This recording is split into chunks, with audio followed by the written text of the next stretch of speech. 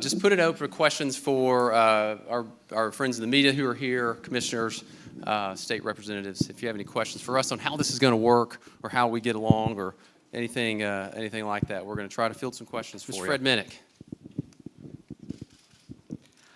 Senator, I tweeted your comments that Kentucky's history sucks.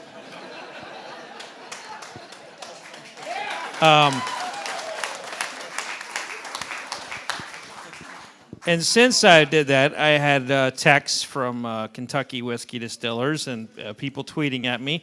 I was wondering if you could elaborate on that a little bit, sir, as to why Kentucky whiskey history sucks. It just came out. But if you look at it, our history is much deeper, and we have a story to tell between country music, moonshine, and NASCAR. You know, I guess we could throw Davy Crockett in there too, you know, if they're doing Daniel Boone, but, you know, our history is much better than putting it on a wagon and sending it to New Orleans and it changes color and taste. You know, that's why I was talking about maybe they just need to reorganize and redo their, yeah, I know. But like I said, it just came out. All right? Jeff, if you want to talk about sort of how folks have been coming to see Jack Daniels for over the years and how that works for you guys, that would be great.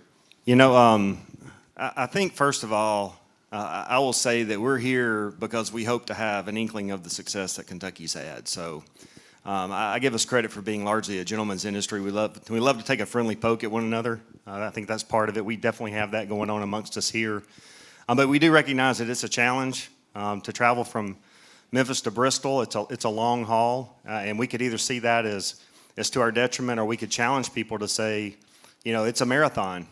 You know, but if you're up for it, we have 25 distilleries that are all worth seeing, that all have unique stories.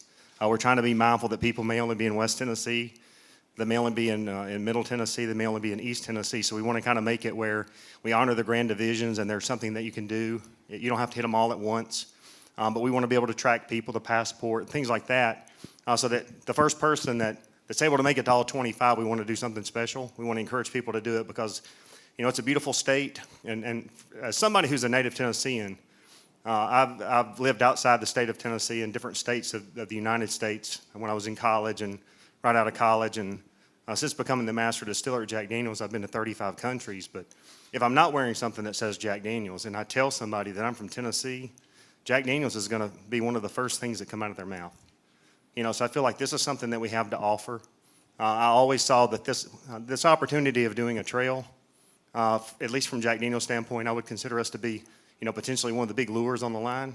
But every spot along the line is worth stopping at. So we're excited to be a part of this.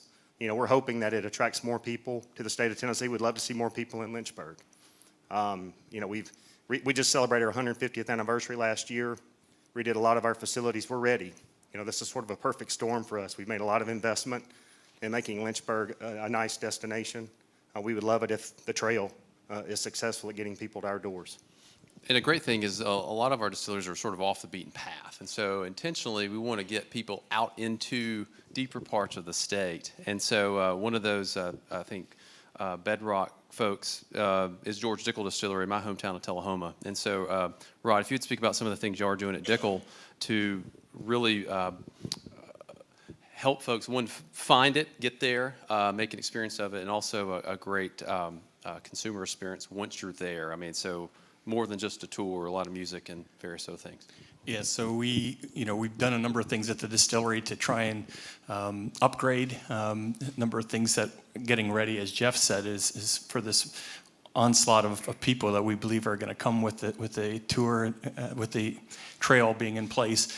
So we were looking at, hiring more people, more tour guides, a lot of things that, and trying to make sure that we link all of the great things and the great experience of the whiskey experience, but also about the state of Tennessee. So we've done a number of things to put in place to get all those links in place and make sure that they're ready to go when this onslaught hits.